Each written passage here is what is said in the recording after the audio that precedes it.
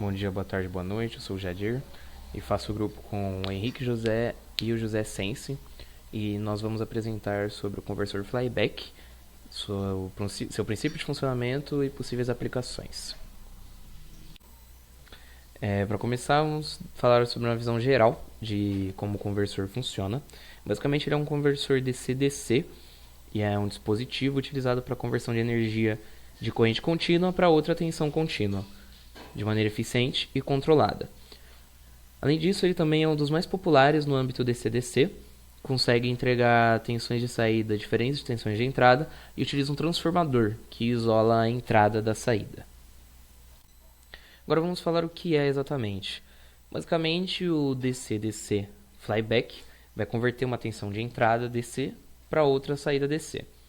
Ele funciona a partir de armazenamento e transferência de energia, baseada na passagem de corrente no primário do transformador, e quando ela para de passar, ele basicamente é descarregado no secundário para fazer essa conversão.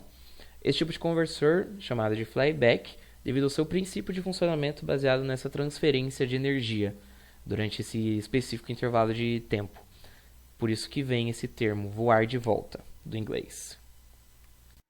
Boa noite, pessoal. Seguindo aqui com a apresentação, eu vou comentar um pouco sobre o princípio de funcionamento, né, o modo de operação do conversor flyback, que como o Jadir já comentou, ele recebe esse nome, né, só porque ele se chama flyback, né, que significa voar de volta no inglês. Então ele basicamente voa e volta, entre aspas, né, seria a tradução livre. E então, o princípio de funcionamento do conversor flyback, ele envolve quatro etapas. A primeira etapa é o armazenamento de energia, a segunda etapa, a interrupção do fluxo dessa corrente, a terceira etapa é a transferência da energia e a quarta etapa, que é a retificação da tensão na saída, né? Então, a gente tem a primeira etapa de armazenamento de energia, que é a corrente ela flui do terminal de entrada para o transformador, e aí acumula, né, energia no campo magnético do núcleo. Já na segunda etapa, na interrupção do fluxo da corrente, a gente tem essa interrupção do fluxo de corrente por conta de algum transistor ou algum outro componente de chaveamento, né, que vai desligar ali, vai chavear, e ele desliga o circuito primário do transformador. E isso causa uma interrupção abrupta na corrente, então faz com que essa energia armazenada no campo magnético do transformador ela seja transferida para o circuito secundário. E aí na terceira etapa, que é durante a etapa de transferência de energia, a energia armazenada no campo magnético ela é transferida para o circuito secundário do transformador. E essa transferência ocorre de forma indutiva, ou seja, ela é transferida através do acoplamento magnético entre as bobinas, né, que é a primária e a secundária do transformador. E aí na quarta etapa, como a última etapa, a gente tem a tensão de saída retificada e filtrada para a gente obter uma tensão DC suave e estável. Bom, agora eu vou falar sobre os componentes principais. Componente principal, o componente central, né, do nosso transformador flyback é o transformador, que ele vai basicamente fazer essa transferência de energia, né, entre o primário e o secundário das duas fontes que a gente quer gerar, certo? O transistor de chaveamento para controlar o fluxo de energia no conversor, o diodo retificador para garantir que que a corrente não seja transferida de volta para o transformador, né? Os capacitores para fazer o ripple, garantir a estabilização da tensão e tal, os resistores para fazer a limitação de corrente. E aqui nesses componentes aqui está o pulo do gato, né? A parte central do processo, porque quando você dimensiona esses componentes de uma forma meio equivocada, o seu conversor não vai funcionar do jeito que você queria. Então, os componentes têm que ser dimensionados corretamente, quantas que a gente vai mostrar um pouco para frente. Agora eu vou falar sobre as vantagens e as desvantagens do conversor flyback. A principal vantagem dele é a alta eficiência energética, que é o que faz ele ser amplamente utilizado. Ele tem um baixo consumo e uma baixa dissipação de calor, logo ele tem uma perda muito pequena. Outra vantagem dele é a simplicidade de design, ele é muito fácil de ser implementado, são componentes bem simples, né? E isso leva ao baixo custo, por causa que como os componentes são mais simples, são mais vendidos, tem muito componente muito de fácil acesso, o custo dele cai bastante. E graças ao transformador, a outra vantagem dele é que ele proporciona um isolamento galvânico, né? Devido ao transformador. Mas ele tem as desvantagens também, certo? Que uma delas é o ripple elevado, devido ao capacitor, né, que a gente coloca para garantir a tensão o mais contínuo possível, mas isso aumenta o ripple. Uma faixa limitada de potência, ele é adequado para aplicações que têm de baixa, média potência.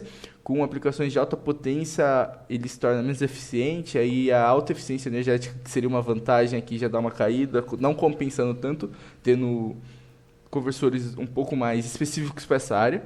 E a complexidade do controle do MOSFET, que é um pouco complicada, mesmo ele sendo fácil de implementar, essa parte do controle deixa ele um pouco complexo, porque para você fazer esse controle do MOSFET não é algo tão simples, o chaveamento ele não é tão fácil de ser pensado, né? E o requisito de dissipação de calor, né? Porque em altas potências o conversor ele pode exigir soluções para resfriar, né? Para fazer essa parte de arrefecimento do conversor em si. Bom, aqui eu vou fazer só umas considerações importantes para que seu conversor flyback funcione bem. Primeira e mais importante na minha visão é o adicionamento adequado. Se você não dimensionar os componentes anteriores de uma forma adequada, de uma forma certa, para você chegar no resultado que você quer, não vai funcionar. E dimensionar isso erroneamente faz você ter uma baixa eficiência, né? Um ripple excessivo, outras falhas e outros problemas que podem acontecer. Para isso, o dimensionamento tem que ser garantido. Outra coisa é que ele precisa de proteção contra surtos. Precisa de varistores, de fusíveis para ajudar a evitar os danos, né, que pode acontecer no conversor devido a surtos de corrente. Ele precisa do controle adequado do tempo do chaveamento, né? Ele precisa de técnicas extremamente avançadas para controlar o MOSFET. Como eu disse, ele é fácil de implementar, mas ele é difícil de controlar. Essa é uma vantagem e uma desvantagem do conversor aqui. Ele precisa de uma dissipação de calor adequada, porque ele gera, mesmo o calor que ele gerando sendo pouco, se você aplicar ele em altas potências, média para altas potências, o calor começa a ser demasiado e aí você precisa arrefecer esse sistema para não correr superaquecimento, não ter falhas, não manter a integridade dos componentes. E ele precisa de testes e validações.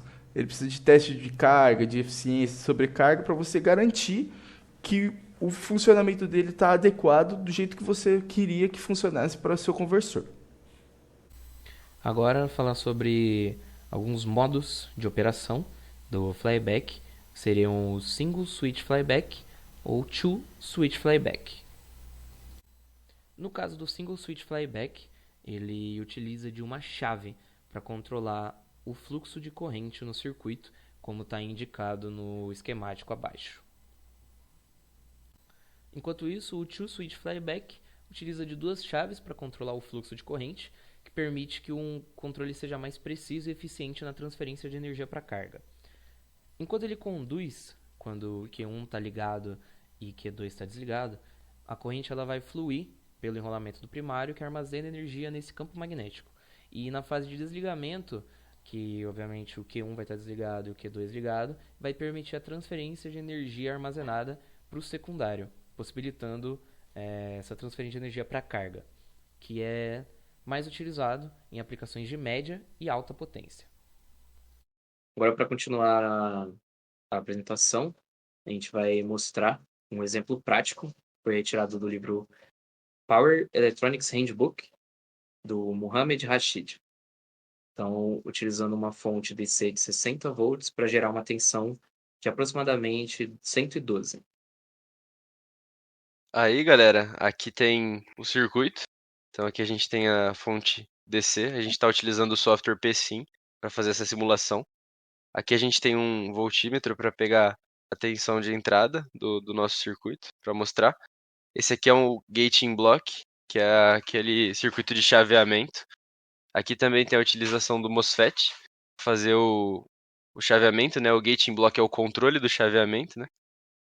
Aqui a gente tem um transformador que a gente está usando na configuração de 1 para 2, que a gente pegou um circuito teórico, né, do livro, como o Jadir comentou, do Muhammad. Aqui tem um diodo, a gente está usando um diodo ideal, então a perda vai ser baixíssima, né, a gente vai basicamente desprezar as perdas. Esse aqui é o capacitor de 100 micro.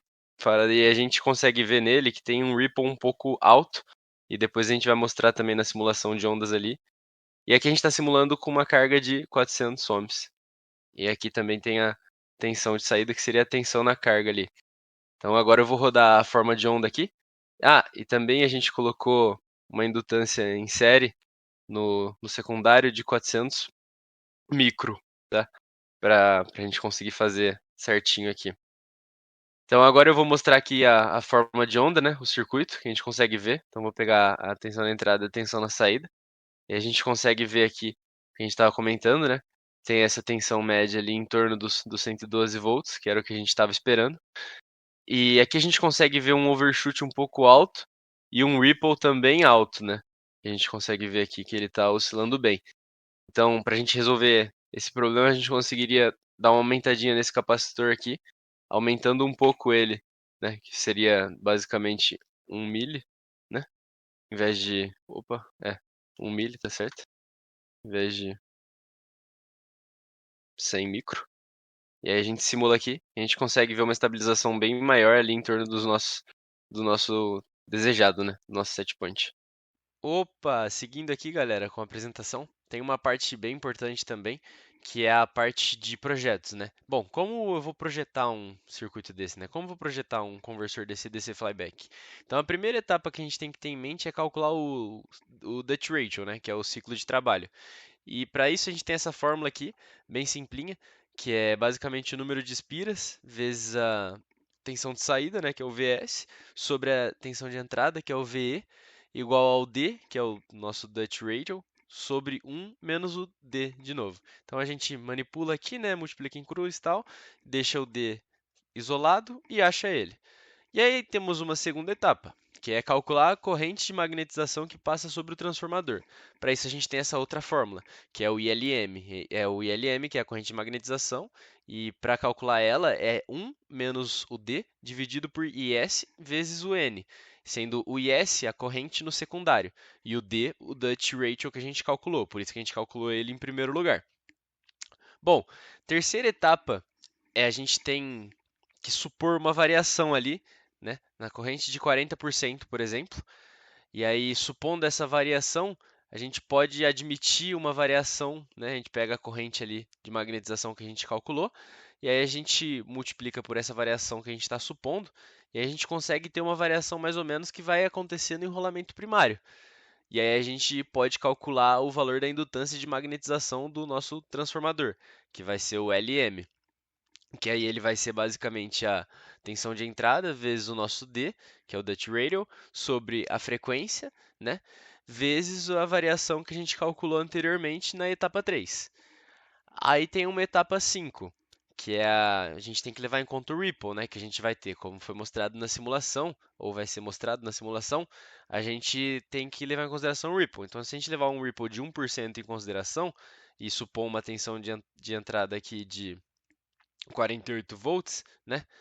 Perdão, uma tensão de saída de 48 volts, a gente vai ter um delta Vs, que é uma variação na tensão de saída de 0,48 volts. E aí depois a gente tem que calcular essa a corrente do ripple, né? Que é o delta S, que vai ser basicamente a corrente no secundário, vezes esse delta Vs que a gente calculou, né? Que é a tensão no secundário de saída. E a gente tem que dividir esse delta Vs pela própria tensão de saída. Aí depois disso, a gente tem uma sétima etapa, que é obter a capacitância mínima. E para obter a capacitância mínima, a gente precisa dessa variação da corrente de Ripple, que é o que a gente achou anteriormente, dividido por 8 vezes a frequência, vezes a variação na tensão de saída, que a gente calculou anteriormente também, na etapa 5, a tensão de saída, e na etapa 6, a corrente de saída, né? Corrente de Ripple, perdão. E aí, depois disso tudo, para finalizar, a gente calcula o ângulo de disparo do nosso gating block, que é do controlador lá, que vai controlar o nosso MOSFET, que vai chavear o nosso MOSFET. Então, por exemplo, aqui supondo um Dutch Ratio de 0,941 segundos, a gente calcula, né, para um período desse daqui, a gente calcula quantos graus ele seria em radianos, e é isso. Bom, agora eu vou falar aqui de umas tendências futuras, certo? Por que você usaria o conversor flyback? Devido à sua alta eficiência, com o avanço aí da tecnologia, a alta eficiência do conversor flyback se torna algo muito bom para utilizar, porque reduz o consumo de energia do conversor, assim facilitando e deixando o sistema que você está utilizando o flyback como um todo mais eficiente. A redução do tamanho e peso, né? Conforme vão reduzindo os componentes, as técnicas vão avançando, é permitido, consegue se desenvolver conversores de flybacks menores e mais leves. Isso aí é essencial para dispositivos portáteis, veículos elétricos e qualquer outra coisa que utilize esse tipo de conversor, porque aí consegue reduzir a escala do projeto em si. A maior faixa de potência, que com as novas técnicas que vão ser desenvolvidas de projeto, componentes que permitem a produção e os componentes que permitem a produção do conversor flyback, essa evolução desses componentes, eles garantem uma faixa de potência mais ampla, assim aumentando ainda mais a eficiência. Porque, como eu disse anteriormente, lá nos slides anteriores, bem antigos, eu falei que uma da deficiência dele era essa parte da alta potência, né? Porque ele trabalha melhor em baixas e médias potências. Mas com o avanço dos componentes, com a permissão, com eles podendo aguentar mais potência, isso acaba mitigando essa deficiência que o conversor flyback tem, garantindo assim uma alta escalabilidade do conversor. O controle avançado, certo? Porque conforme vai avançando as partes de controle, de processos, assim, você vai garantir que o conversor flyback vai ter mais confiabilidade, maior eficiência, mais estabilidade e vai ser mais preciso em si. Assim, aumentando cada vez mais a eficiência, tudo do conversor. E a escalabilidade, né? A integração de funções. Porque ele pode diminuir, reduzir os custos de fabricação, a diminuir a necessidade de componentes externos, assim fazendo como se fosse um chip só de um conversor flyback, fazendo ele ser mais fácil de ser aplicado. Bom, agora eu vou falar aqui sobre umas aplicações práticas do conversor flyback. Ele pode ser utilizado em fontes de alimentação de aparelhos eletrônicos, como Smart TVs, notebooks, entre outros aparelhos eletrônicos assim. Sistemas de energia renovável, como solar e eólica, que ele permite a conversão, né, da energia gerada pelos painéis, pelas turbinas, para as tensões necessárias para alimentar suas baterias, seus componentes eletrônicos, utilizando a energia renovável junto com o flyback, você consegue ter essa variação da tensão. Em veículos elétricos, como eu disse antes, conforme vai evoluindo, está vindo cada vez mais para os veículos elétricos, por causa que está reduzindo cada vez mais o tamanho dos componentes e, consecutivamente, reduzindo o tamanho do conversor.